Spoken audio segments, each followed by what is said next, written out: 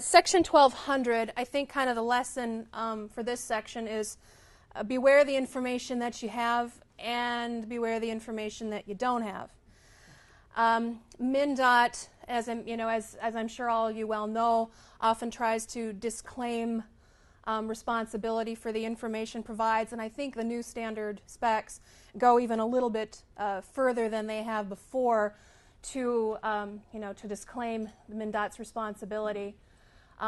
They've added some new language that, in terms of the site review, the contractor, basically by starting the job, you're basically providing a certification that you're satisfied with the quality, the quantities, and the conditions to be encountered. And so we suggest that kind of the lesson, as it is with the DBE, document, document, document. Basically, the new specs probably are requiring each contractor to even be a little bit more aggressive in that documenting, telling MnDOT, well, this is what we've done, this is what we plan to do. And although MnDOT might go back and point back to the specs, I think it's a little harder for MnDOT to do so when you have up front saying, well, this is what we've done, and MnDOT essentially, whether affirmatively or at least tacitly approving that by allowing you to go ahead and not objecting to it at that time. What's interesting is we did request specific language that MnDOT provide reasonable access to the site, but MnDOT refused. And again, I think an ironic point is MnDOT's refusal was not that it shouldn't have to provide reasonable access to the site, but its reasoning was that, well, it's implied. And I think given the vast number of changes from MnDOT to say, well, it's implied, I think, again, that just creates more confusion.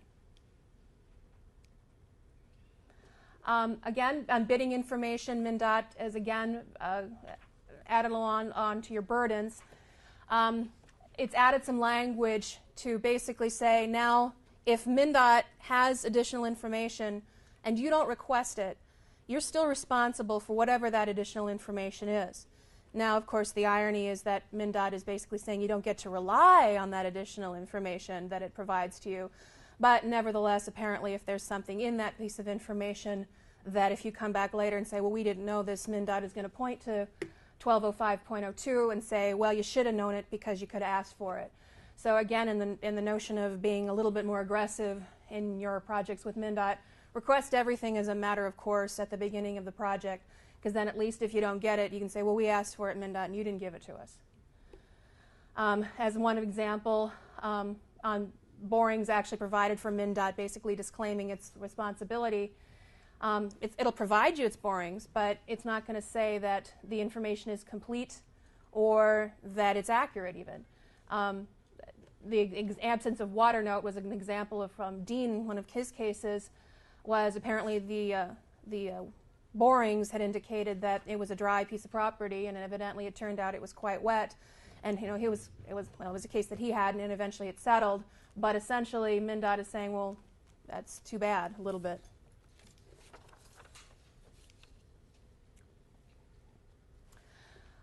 Section 1213, a new provision on disqualification of bidders. The red flag is added language that says that you can be disqualified from bidding if you failed to form a previous contract with the state.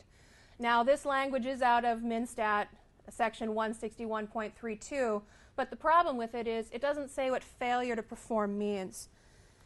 Is failure to perform simply that the project was delayed and perhaps you paid liquidated damages? Were forms missing at the end such that MnDOT waived those? The problem is that it creates something of a subjective element that if MnDOT decides you failed to perform, what is your ability to say, well, we did perform, when there is no standard by which one is to determine what failure to perform actually means?